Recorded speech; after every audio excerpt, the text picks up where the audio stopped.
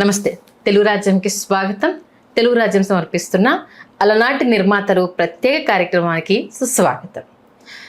వెన్నుముక ఒక మనిషి జీవన విధానానికి సంబంధించి, మనిషి దైనందిన జీవితం నడవడానికి ఎంత ఇంపార్టెంట్ అనేది ప్రతి ఒక్కరికి తెలిసిందే. అలాగే సినిమా అనేది నిలబడాలి అన్నా, ఆ సినిమా ప్రేక్షకుల దగ్గరికి రావాలన్నా నిర్మాత అనేవాడు కూడా అంతే ముఖ్యం. ఇప్పటి నిర్మాతలకి ఎంత వాల్యూ ఉంది, వాళ్ళు పడుతున్న కష్టం ఏంటి నేను ప్రత్యేకంగా చెప్పాల్సిన అవసరం లేదు. బట్ అలనాటి నిర్మాతలు అంటే అప్పటి హీరోలు వాళ్ళకి ఇచ్చిన వాల్యూ గురించి ఎంత చెప్పినా తక్కువనే చెప్పాలి. ఒకే ఒక పిక్చర్ ఆ మధ్యకాలంలో చాలా ట్రెండ్ అయింది. అంటే పెద్ద పెద్ద నిర్మాతలంతా వాళ్ళ పేర్లు నేను ఇప్పుడే చెప్పను, మనం ఫ్లోలో తెలుసుకుని వెళ్ళే ప్రయత్నం చేద్దాము. నిర్మాతల పైన కూర్చుంటే ఏఎన్ఆర్, ఎన్టీఆర్, సినిమా డైరెక్టర్లు అంతా ఆయన చుట్టూ కింద కూర్చుని ఉన్నారు. ఆ ఒక్క చిత్రము నిర్మాతల కంటే మనకు డబ్బు పెట్టే వాళ్ళు అన్న ఒక కృతజ్ఞతని ఆ ఒక్క పిక్చర్ ద్వారా అప్పటి నిర్మాతలకి ఎంత వాల్యూ ఇచ్చారు అనేది తెలుస్తుంది. మరి అలనాటి నిర్మాతలు సృష్టించిన అద్భుతాలు ఏంటి, ఎలాంటి విలువలతో కూడిన నిర్మాణాలని తెర మీద తీసుకొచ్చారు అని తెలుగు రాజ్యం తరపున మీ అందరికీ తెలియజేసే ప్రయత్నం చేస్తున్నాం. దాంట్లో మొట్టమొదట కనకమేడల దేవి వరప్రసాద్ గురించి మీకు తెలియజేయాలని ఇవాళ ఆయనకు సంబంధించిన మరపురాని మరచిపోని అద్భుతమైన సంఘటనల్ని మీ అందరితో పంచుకోవడానికి నేను సిద్ధంగా ఉన్నాను.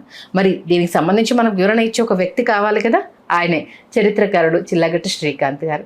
ఆయన మాటల్లో అలనాటి నిర్మాతలకు సంబంధించిన మొదటి ఎపిసోడ్ దేవి వరప్రసాద్ గురించి మరిన్ని విశేషాలు. శ్రీకాంత్ గారు నమస్తే అండి. నమస్కారం సంధ్య గారు. నిజంగా అంటే ఒకప్పుడు నిర్మాతలు అంటే వాళ్ళకు ఉండే వాల్యూ కావచ్చు, డిస్కషన్స్ నుంచి లొకేషన్లోకి వెళ్ళడం, ప్రతి రూపాయి ప్రతి పైసా, డైరెక్టర్లు హీరోలు, ఇలా చాలా డిస్కషన్ జరిగేదండి. ఇప్పుడు ఈ నిర్మాతలు ఎలా ఉన్నారనేది, భారీ ఖర్చులు, వాళ్ళకు రాబడి లెక్క ఎంత ఇబ్బంది పడుతున్నారు అనేది కూడా మనం చూస్తున్నాము. ముందుగా అలనాటి నిర్మాతల గురించి చెప్పాలంటే ఏం చెప్తారు? అలనాటి నిర్మాతలు వాళ్ళు క్రమశిక్షణకి సమయపాలనకి పెట్టింది పేరు. సమయపాలన ఇన్ సెన్స్ టైం సెన్స్, ఆ టైమింగ్ ఏదైతే ఉందో దానికి చాలా ప్రాధాన్యత ఇచ్చేవారు. అట్లాగే డిసిప్లిన్.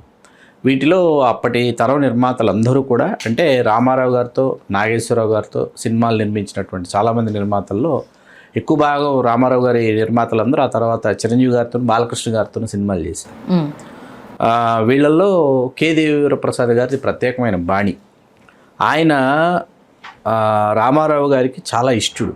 ఎన్టీ రామారావు గారితో పాటు దేవీవరప్రసాద్ గారి తండ్రి కనకమేడల తిరుపతయ్య గారు, వీళ్ళిద్దరూ చాలా మంచి మిత్రులు. విజయవాడ స్వస్థలం. వాళ్ళు కలిసి నాటకాలు వేశారు. నేషనల్ ఆర్ట్ థియేటర్స్లో కూడా తిరుపతయ్య గారు పాల్పంచుకున్నారు. రామారావు గారు కథానాయకుడు అయిన తర్వాత, విజయవంతమైన కథానాయకుడు అయిన తర్వాత తిరుపతయ్య గారు నేషనల్ డిస్ట్రిబ్యూటర్స్ అని డిస్ట్రిబ్యూషన్ కంపెనీ కూడా విజయవాడలో రామారావు గారి కోసం ఆయన నిర్వహించారు. ఓకే. తర్వాత రామారావు గారు పిలిచి సినిమా చేసుకోమని చెప్పిన తర్వాత అది శ్రీకృష్ణ అవతారం. ఆ సినిమా విడుదలైన మూడో రోజు లేదా సినిమా విడుదలకి ఒక 3 రోజుల ముందు సినిమా చాలా అద్భుతంగా వచ్చిందన్న ఆనందంలో, ఆ సినిమా ఏంటంటే తిరుపతయ్య గారికి పుండరీకాక్షయ్య గారికి రామారావు గారు కలిపి చేశారు. చేస్తే అసలు ఇంత అద్భుతమైన సినిమా నేను తీశానా, ఇంత గొప్పగా కృష్ణావతారాన్ని తెరకెక్కించానా అన్న ఆనందంతో ఆయన గుండెపోటుతో మరణించారు. మరణిస్తే రామారావు గారు బాగా ఆయన్ని చాలా బాధపడిపోయి బాధ్యత దేవీవరప్రసాద్ గారి బాధ్యత రామారావు గారు తీసుకున్నారు. ఓకే. దేవీవరప్రసాద్ ఇదంతా 1967. ఓకే. ఆ టైంలో దేవీవరప్రసాద్ గారి బాధ్యత రామారావు గారు తీసుకోవటం. దేవీవరప్రసాద్ గారు చాలా చిన్నవాడు. ఆయన సినిమా చేస్తాను, ఒక సినిమా కొంచెం వెసులుబాటు కోసం అని చెప్పి పుండరీకాక్షయ్య గారి పేరు వేసినప్పటికీ నిర్మాతగా దేవీవరప్రసాద్ గారి మేనమా ముమ్మనేని సుబ్బారావు గారు ఉండేవారు. వాళ్ళని పిలిచి భలే తమ్ముడు చేశారు Ramarao. Tarakarama pictures. Okay. Tarakarama pictures అనేది వాళ్ళ బ్యానర్ అనమాట. చేసిన తర్వాత దేవీవరప్రసాద్ గారు అలా ఆయన కొనసాగటం జరిగింది. ఆయన బిఈ మెకానికల్, నాకు గుర్తున్నంతలో బిఈ పూర్తి చేసి వచ్చారు. తిరిగి వచ్చిన తర్వాత రామారావు గారు పిలిపించుకొని, మరి నిర్మాతగా నిన్ను పరిచయం చేయబోతున్నాను, మంచి సినిమా చేసుకో అని ఈయన దర్శకుడిగా తన మనసులో దాసరి నారాయణరావు గారు ఉన్నారు, దేవీవరప్రసాద్ గారు. ఓకే. అప్పటికి దాసరి నారాయణరావు గారు డైరెక్టరు అవ్వకముందే దాసరి నారాయణరావు గారు కథ చెప్పే పద్ధతి ఈయన వినున్నారు దేవీవరప్రసాద్. ఈయన ఎవరో భలే చెప్తున్నాడు కదా, చాలా గొప్ప డైరెక్టర్ అవుతాడు, తీస్తే నా మొదటి సినిమా ఇది తీయాలనుకున్నాడు ఆయన. కానీ ఆయన చెప్పేలోపు దేవివర ప్రసాద్ గారు నా దర్శకుడు దాసరి నారాయణరావు అనే లోపు రామారావు గారు డి యోగానంద్ గారిని పెట్టుకోండి అన్నారు. డి యోగానంద్ గారు ఎన్టీ రామారావు గారు ఆస్థాన దర్శకుడు అనమాట. రామారావు గారి సొంత నిర్మాణ సంస్థలో కూడా రామారావు గారికి డైరెక్షన్ చేయాలనిపించిన స్క్రిప్ట్స్ రామారావు గారు డైరెక్ట్ చేసేవారు. ఓకే. రామారావు గారు బాగా హీరోగా బిజీగా ఉన్నప్పుడు స్క్రిప్ట్స్ డి యోగానంద్ గారికి ఇచ్చేవారు, డైరెక్ట్ చేయండి బ్రదర్ అనేసి. సరే వెంటనే డి యోగానంద్ గారిని పెట్టుకుని కథానాయకుని కథ అని ఒక సినిమా చేశారు. ఎన్టీ రామారావు గారు పల్లెటూరు నుంచి వచ్చి సినిమా హీరో అవుతాడు అందులో. ఎన్టీ రామారావు గారికి సంబంధించిన చాలా సినిమా క్లిప్పింగ్స్ వాడారు దాంట్లో. చాలా బీభత్సమైన హిట్ కాదు కానీ 80 days ఆడినట్టుంది. 80 రోజుల సినిమా, 10 వారాల సినిమా అంటారు అప్పట్లో. 10 వారాల సినిమా అయింది, హ్యాపీ. సరే అయిపోయిన తర్వాత ఆయన ఏదో ఒక డబ్బింగ్ సినిమా ఏదో చేశారు, హిందీ సినిమా తీసుకొచ్చి తెలుగులో పాములు పట్టే పసివాడు ఏదో రిలీజ్ చేశారు. అది కూడా సక్సెస్ఫుల్గా ఆడింది దేవివర ప్రసాద్ గారు. అయిపోయిన తర్వాత మనోజ్ కుమార్ హిందీలో చేసిన ఒక సినిమా తీసుకుని తెలుగులో చేయాలని చెప్పి కె రాఘవేంద్రరావు గారు డైరెక్షన్. అప్పటికి అడవి రాముడు వచ్చేసి చాలా బీభత్సమైన హిట్, ఇండస్ట్రీ హిట్ అయిపోయి రామారావు గారిని సరికొత్తగా చూస్తున్నటువంటి ఒక టైం. ఒకవైపు అశ్విని దత్ గారు ఎదురులేని మనిషి అని చెప్పి, తర్వాత ఏమో ఇది అడవి రాముడు, తర్వాత ఏమో ఇట్లా దీంట్లో ఏంటంటే దేవివర ప్రసాద్ గారు ఈ మనోజ్ కుమార్ హిందీ సినిమా తీసుకొస్తే చాలామంది దేవివర ప్రసాద్ గారిని బెదరగొట్టారు. చాలా క్లాస్గా ఉంటుంది హిందీలో ఆ సినిమా. రామారావు గారితో ఇప్పుడు ఈ మాస్ సినిమా వాళ్ళు ఆయన చేస్తున్న టైంలో ఇదవ్వదు ఏమో, వర్కౌట్ కాదంటే లేదు కూర్చుని చాలా జాగ్రత్తగా చేసి అది KD నెంబర్ 1. ఓకే. రాఘవేంద్రరావు గారికి మార్నింగ్ ఫస్ట్ షో పడి రిజల్ట్ వచ్చేందుకు రాఘవేంద్రరావు గారికి డౌట్ అట, ఆయన డైరెక్ట్ చేసిన ఆడదేమో ఈ సినిమాని. కానీ సినిమా సూపర్ హిట్, చాలా బాగుంటుంది. హీమ్యాన్ క్యారెక్టర్ కాదు, అది సూపర్ మ్యాన్. ఓకే, అది వేరే సినిమా. ఇందులో KD నెంబర్ 1 చాలా బాగుంటుంది. ఇందులో జగ్గయ్య గారు డ్యూయల్ రోల్. జగ్గయ్య గారు సాఫ్ట్ కార్నర్ పోలీస్ ఆఫీసర్, ఇంకో జగ్గయ్య గారు విలన్. చాలా బాగుంటుంది. జయసుధ గారు చాలా బాగుంటారు ఇందులో, చాలా మంచి పాటలు, చాలా పెద్ద హిట్ అయింది. అయిన తర్వాత వెంటనే ఆ దూకుడులో మళ్ళీ ఇంకో మంచి సినిమా చేసుకో అని చెప్పి మళ్ళీ అగైన్ రాఘవేంద్రరావు గారు, ఎన్టీ రామారావు గారు. ఈసారి ఏమైందంటే ఇందులో చిరంజీవి గారు ఒక పాత్ర చేశారు. ఎన్టీ రామారావు గారు బావమరిది గిటార్ ప్లే చేస్తారు ఆ క్యారెక్టర్. అది మొగుడు కావాలి టైంలో చిరంజీవి గారి డాన్సు, తర్వాత డెడికేషన్ అంతా చూసి, అంటే ఈయన ప్రొడ్యూసర్ కాకపోయినా వింటారు కదా, వినటమో సెట్కి వెళ్ళినప్పుడు చూడటం, ఆ సెట్లో ఏం జరుగుతుందని వెళ్ళి చూసినప్పుడు వాళ్ళకి అర్థమవుతుంది. చూసి భలే ఉన్నాడే ఇతను, ఎవరో ఇతన్ని పెడదామని చెప్పేసి చిరంజీవి గారు అప్పట్లో 40,000 తీసుకుంటున్నారు. ఈయన 70,000 ఆఫర్ ఇచ్చి నెగిటివ్ క్యారెక్టర్, ఆయన మిక్స్డ్ క్యారెక్టర్స్ చేస్తున్నారు. చిరంజీవి గారు హీరో చేస్తున్నారు, ఇద్దరు హీరోల్లో ఒక హీరోగా చేస్తున్నారు, విలన్గా చేస్తున్నారు. ఇట్లాంటి ఒక దశ చిరంజీవి గారి. దీంట్లో ఆయన ఏ పాత్ర వచ్చినా చిరంజీవి గారు అందిపుచ్చుకొని అందులో హీరోయిజాన్ని చూపించేవాళ్ళు చిరంజీవి గారు. అలా ఆయన్ని వెతుక్కుంటే పాత్ర వచ్చింది. మీకు చాలా ఆశ్చర్యపరిచే విషయం ఏంటంటే సినిమాలో ఏమో రామారావు గారి హీరో, ఓపెనింగ్ సాంగ్ చిరంజీవి గారి మీద ఉంటుంది క్లబ్లో. Okay. Guitar voice first song ఆయన మీద ఉంటుంది. మళ్ళీ క్లైమాక్స్లో ఎన్టీఆర్ చిరంజీవి గారు గిటార్లు పట్టుకుని వాయించి ఒక డాన్స్ అది ఉంటుంది, బాగుంటుంది.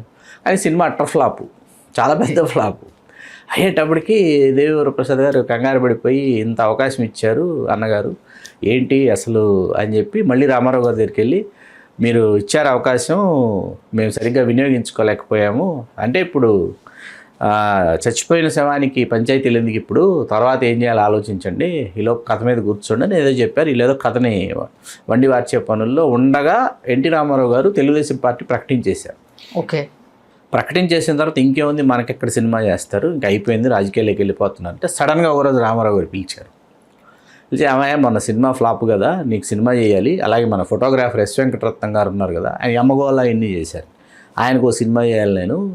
కృష్ణరాజు గారు, ఆయన నవత కృష్ణరాజు గారు, వేరే కృష్ణరాజు గారు నాకు గుర్తు రావట్లేదు, ఆయనకు ఒక సినిమా చేయాలి, మీ ముగ్గురు కలిపి ఒక సినిమా చేసుకోండి అన్నారు. కాకపోతే 10 రోజుల్లో కథ సిద్ధం అవ్వాలి, 18 రోజులు డేట్లు ఇస్తా, 18 రోజుల్లో పాటలతో సహా పూర్తి చేయాలి. Only 18 days day and night work చేస్తారు, ఎలా చేస్తారు నాకు తెలియదు, ఇంక్లూడింగ్ సాంగ్స్ 18 days మీకు డేట్లు ఇస్తున్నా, ఫినిష్ చేసుకోండి, ఆ తర్వాత నేను తెలీదు వెళ్ళిపోతున్నాను ప్రజాక్షేత్రంలోకి అని చెప్పారు. 10 రోజుల్లో కథ అంటే ఎక్కడి నుంచి తీసుకొస్తామని లావారీస్ని అమితాబ్ బచ్చన్ సినిమా రీమేక్ చేద్దాం రామారావు గారు చూపించి రైట్స్ కొన్నారు. పర్చూరు బ్రదర్స్ రాశారు, కే బాపయ్య గారు డైరెక్షన్. ఈ కృష్ణరాజు గారు అనేది మధ్యలో తప్పుకున్నట్టున్నారు, వాళ్ళకేదో కుదరలా. అప్పుడు దేవివర ప్రసాద్ గారు, ఎస్ వెంకటరత్నం గారు ఇద్దరు ప్రొసీడ్ అయిపోయి ప్రొడ్యూసర్స్గా. ఎస్ వెంకటరత్నం గారి ఫోటోగ్రాఫర్ కాబట్టి 17 రోజుల్లో పూర్తి చేశారు వీళ్ళు సినిమా. పూర్తి చేసి రిలీజ్ చేశారు. సినిమా ఆడింది. ఏ సినిమానో చెప్పలేదు. నా దేశం. అది క్యూరియాసిటీగా వెయిట్ చేస్తున్నాను నేను. ఆ సినిమా నా దేశం. ఓకే, జనని జన్మభూమి ఇచ్చా. అది బొబ్బిలిపులి. నా దేశం వేరు, బొబ్బిలిపులి. బొబ్బిలిపులి దాసనారాయణరావు. యాక్చువల్గా రామారావు గారు అనుకుంది ఏంటంటే రాజకీయాలకు వెళ్లే ముందు చివరిగా బొబ్బిలిపులి విడుదల అవ్వాలనుకున్నారు. విడుదల అవ్వాలి, నా దేశం అసలు లేదు. బొబ్బిలిపులి విడుదల అవ్వాలనుకున్నారు. బొబ్బిలిపులి కంప్లీట్ చేసేసి అదే లాస్ట్ ఫిల్మ్ అని తర్వాత రిలీజ్ అయిన తర్వాత చెప్దాము, అదే మా ఆఖరి సినిమా అని ఇట్లా ఏదో అనుకున్నారు. బొబ్బిలిపులి ఏమైందంటే మొత్తం సినిమా పూర్తయిన తర్వాత సెన్సార్లో చాలా రోజులు సెన్సార్ వాళ్ళు ఇబ్బంది పెట్టారు. చాలా రకరకాల కట్స్ చెప్పి రకరకాల ఇవి చెప్పి ఏది చేస్తే లేట్ రివైజింగ్ కమిటీకి వెళ్ళారు. బొబ్బిలిపులి రివైజింగ్ కమిటీకి వెళ్ళి తెచ్చుకుని ఆ బొబ్బిలిపులి తర్వాత నా దేశం వచ్చింది. అయిపోయిన తర్వాత ఈయన రాజకీయాల్లోకి వెళ్ళిపోయారు. అయిపోయింది. ఈయనకి దేవివర ప్రసాద్ గారికి ఏంటంటే చిరంజీవి గారు ఈయన దృష్టిలో ఉండిపోయారు. ఓకే, ఇంకా దృష్టిలో ఉన్నారు. ఎన్టీ రామారావు గారు వెళ్ళిపోయారు, ఈయన దృష్టిలో ఉండిపోయారు. అప్పుడు రామారావు గారు సెట్ ఆఫ్ ప్రొడ్యూసర్స్ అందరూ ఏంటంటే వాస్తవంగా కృష్ణ గారితో చేసేవాళ్ళు కాదు, కానీ వాళ్ళందరూ కూడా మెల్లగా ట్రాన్స్ఫర్మేషన్ కృష్ణ గారి వైపు మొగ్గు చూపారు. అశ్విని దత్ గారు అగ్నిపర్వతం తీయటం, ఇట్లా కొంతమంది టీ త్రివిక్రమరావు గారు వీళ్ళందరూ అలా ట్రాన్స్ఫార్మ్ అవుతున్న టైం అది. ఆ టైంలో ఏమైందంటే దేవివర ప్రసాద్ గారు చిరంజీవి గారితో సినిమా స్టార్ట్ చేశారు, చట్టంతో పోరాటం, కే బాబాయ్ గారి డైరెక్షను.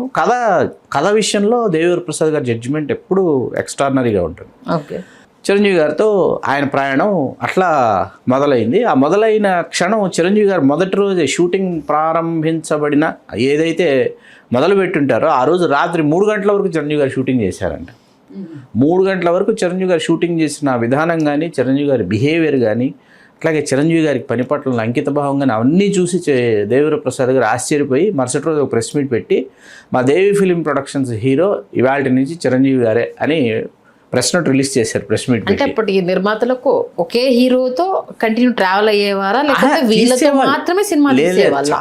వీరు అందరితో తీసేవాళ్ళు. కాకపోతే ఒక సెట్ ఆఫ్ ప్రొడ్యూసర్స్, ఇప్పుడు ఎస్ గోపాల్ రెడ్డి గారికి బాలకృష్ణ గారికి కుదిరినట్టు మిగతా వాళ్ళతో కుదరలా. ఎస్ గోపాల్ రెడ్డికి కాంబినేషన్ అట్లా దేవివర ప్రసాద్ గారికి చిరంజీవి గారికి అలా కుదిరింది.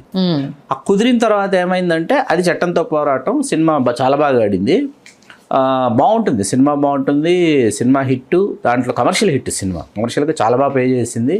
దానిలో మాధవి గారు, సుమలత గారు హీరోయిన్లు, యాజ్ ఇట్ ఈస్గా రావుగోపాలరావు గారు, అల్లు రామలింగయ్య గారు విలన్స్. దాంట్లో మళ్ళీ మీకు చిరంజీవి గారి చేత యమధర్మరాజుగా ఒక నాటకంలో ఒక గెటప్ కూడా వేయించారు, చాలా బాగుంటుంది చిరంజీవి గారు ఎముడిగా. ఓకే, ఇట్లా చట్టంతో పోరాటంతో చిరంజీవి గారు మా దేవి ఫిలిం ప్రొడక్షన్స్ హీరో అని చెప్పారు. దేవివర ప్రసాద్ గారు చిరంజీవి గారితో సినిమాలు తీస్తాను అని చెప్పినా కూడా ఎన్టీ రామారావు గారు దానికి ఆయన ఏమి ఇదిగా ఏం ఫీల్ అవ్వాలి. ఆయన రాజకీయాల్లోకి వెళ్ళిపోయారు, ముఖ్యమంత్రి అయిపోయారు. ఎవరైనా మా అబ్బాయితో కదా తీయాలి సినిమాలు, బాలకృష్ణతో చిరంజీవి గారితో తీస్తాను అంటున్నాడండి. ఇద్దరు చిరంజీవి గారు బాలకృష్ణ గారు ఆ టైంకి అపోనెంట్సే కదా హీరోలుగా, హోరాహోరీ పోటాపోటీ ఇద్దరి మధ్య డి అంటే డి పరిస్థితులు అనమాట.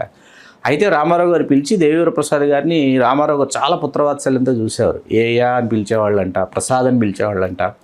అందుకని బాలకృష్ణ గారి డేట్స్ చూసే బాధ్యత కూడా దేవివర ప్రసాద్ గారికి అప్పచెప్పారు. చిరంజీవి గారితో సినిమాలు తీస్తూ బాలకృష్ణ గారి డేట్లు చూస్తుండేవాళ్ళు. ఎవరైనా నిర్మాతలు బాలయ్య బాబుతో సినిమాలు తీయాలనుకుంటే దేవివర ప్రసాద్ గారిని అప్రోచ్ అవ్వాలి, కథ దేవివర ప్రసాద్ గారు వినాలి, బాగుంటుంది అని అనుకుంటే వెళ్ళి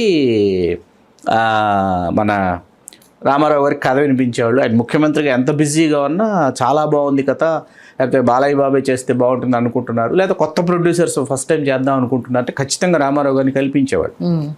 ఇట్లా ఇది ఒక తొలి ప్రయాణం దేవివర ప్రసాద్ గారిది. ఓకే, అది ఈవేళ అలనాటి నిర్మాతల్లో దేవివర ప్రసాద్ గారికి సంబంధించి ఇది మనం మొదటి భాగం అనుకోవచ్చు.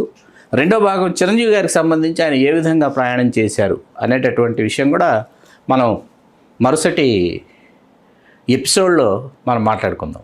నిజంగా అంటే నిర్మాతల గొప్పతనం గురించి, అలాగే వాళ్ళు ఒక హీరోతో ట్రావెల్ అయితే వాళ్ళ అనుబంధము అనేది అక్కడ జర్నీ అక్కడితో ఆగిపోకుండా వాళ్ళు ఫ్యామిలీ పరంగా తీసుకెళ్ళడము అనేది కూడా ఇక్కడ చాలా గొప్ప విషయము. చాలా చక్కటి విషయాలు తెలియజేశారు. ధన్యవాదాలు శ్రీకాంత్. ధన్యవాదాలు సంధ్య.